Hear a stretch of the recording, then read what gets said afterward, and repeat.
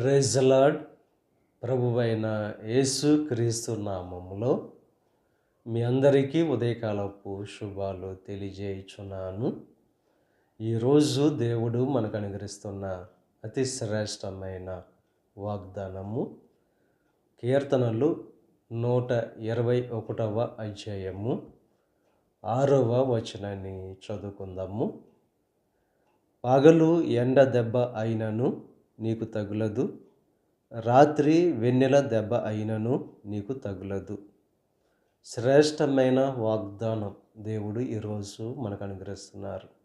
పగలు ఎండ దెబ్బ, రాత్రి వెన్నెల దెబ్బ మీకు తగులకుండా ఆయన కాపాడుతానని చెప్పి వాగ్దానం చేస్తున్నారు.